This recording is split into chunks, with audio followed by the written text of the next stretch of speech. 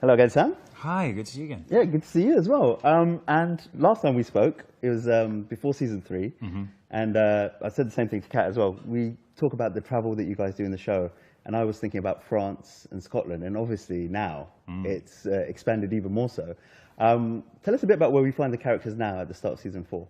Yeah, well, you also mentioned the Caribbean, and at the end of season 3, they end up washed up on the shores of Georgia in America, and season 4, really we jump straight in there, and Jamie and Claire are sort of trying to establish themselves there, and very quickly realize that this is the place where they want to build a life together. And for the first time, they actually have this opportunity to build a family life.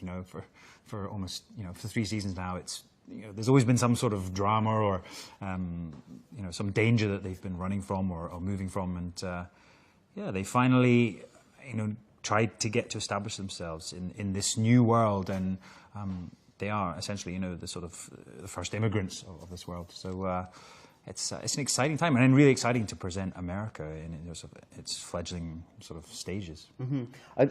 Something that I find about Jamie is that not that he necessarily enjoys being up against people, but he thrives in that environment. He kind of enjoys that challenge. It's something that drives him on to better things, I think. Yeah. Who is going to step up in this episode, or this series, I should say?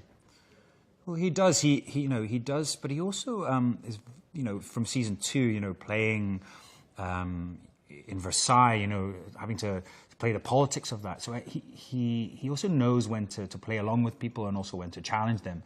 And I think that he's really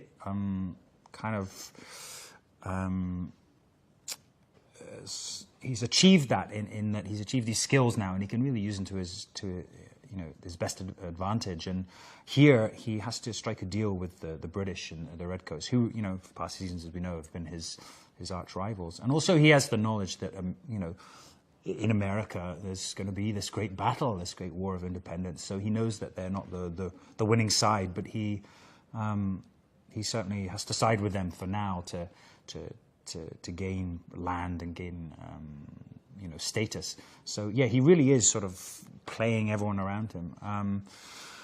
It's an interesting character, and certainly also in America, he's also dealing with other races. He deals with the Native Americans, the Indians there, and there's a great respect between the two, because they're actually quite a sort of similar, from where they come from, a sort of similar warrior culture. It's interesting to see him really adapt to each situation. And something, again, I wanted to ask you about is Mr. Willoughby. A great character. Will we see him again? And I guess also, how did that friendship develop in terms of, we don't necessarily see it on screen. So did you build a backstory as to how they got together and how they developed? Yeah, Mr. Willoughby, that's a really interesting one, actually. In the book, it's a slightly different ending to how we portrayed it. But there is a backstory. He did find him, in Edinburgh, and gave him sort of shelter, really. Because Mr. Willoughby is in Scotland and in Edinburgh at that time, a bit of an outcast, a bit of an outlander. So Jamie does give him a home or a sort of support network in a way, but also at that time period, it is interesting, sort of how receptive they are to other people and other races. And so it's he's a great character, and I don't know if we see him again. I haven't read that far ahead in the other books, but he certainly was an incredible character, and Gary, who played him, was just terrific. He was a really, really great actor. And you mentioned how we deal with different races in the last series and in this one as well. Do you think Jamie's attitude is down to him personally, or is a lot of that informed by Claire? Well, that's interesting, because he is a man of his time. So, there are... And me being, from present day, there's always a slight a moment I have to take just to realize, that he is still coming from a world that very much, women are, sort of a slightly lower class compared to men, and there's certain moral and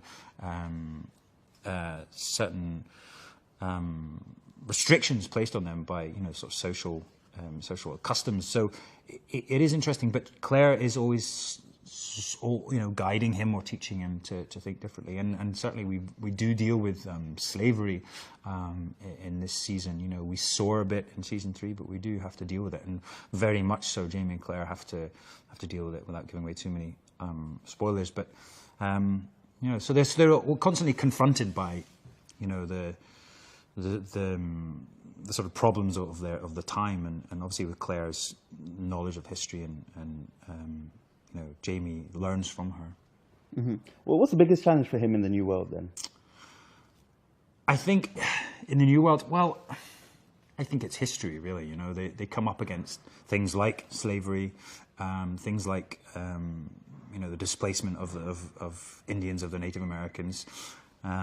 So yeah, they are constantly almost battling or reacting to historical events, and as I mentioned before, you know, we're in the build up to the creation of America and the War of Independence. So Jamie and Claire are trying to navigate that, and also just build a life. And also Jamie's trying to have a connection to Brianna, you know, his daughter, who he's never met and lives in the future. So he's trying to almost sculpt or build America into a place that it'll be a healthy and a good place for Brianna to grow up in, and for him there, he has a connection. So yeah, he's trying to mold, I guess, America into a, you know, the country it is now. Mm-hmm.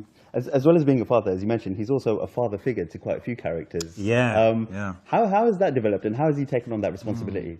Yeah, definitely. I mean, Fergus, for him, obviously, you know, he took him on as his son, and really feels as him as his sort of surrogate son. And Jamie's constantly yearned for an extended family and to be a father, you know, and he's never had the opportunity. You know, his first child was lost, Faith, and then obviously Brianna, and so he's never had that opportunity. And then when young Ian as well, who's, you know, his own blood, his sister's son, you know, he's a man of his time, and he's grown up with these values and the idea that he should be the laird, you know, and have an extended family. So for him, it's everything, you know, it's family, and I think that's what this season for Jamie, it's what it's about. Mm-hmm. Of any of the characters, I can imagine him missing Scotland the most. How do we see that? Is he going to feel homesick at all? Yeah, and I certainly felt this was really important, that he, you know, it's what he's always dreamt of, and what he's always, you know, where he's wanted to be, and certainly, you know, what he fought for, you know, at Culloden, and when he was in prison and incarcerated, you know, he always yearned to be back in Scotland. But unfortunately, you know, because of fate, he had to hand over his, you know, his title deeds of his home at Lallybroch. But I think in America, you know, he finds this place. And it's interesting, you know, North Carolina, it really does look like Scotland, and in places, and certainly, you know, we've been shooting Scotland here for America, and it's just remarkable how the similarities there. And I think that's obviously why so many Scots did emigrate to those areas, and Canada as well, because there's definitely some sort of connection there. Mm-hmm. Is he going to manage to get any tartan into his outfits now? Hopefully, yeah. Well, you know, obviously it was, you know, outlawed in the UK, but yeah, you never know. America is a new place. Excellent. Well, thank you very much, and we look forward to seeing you again. Thank Cheers. you so much.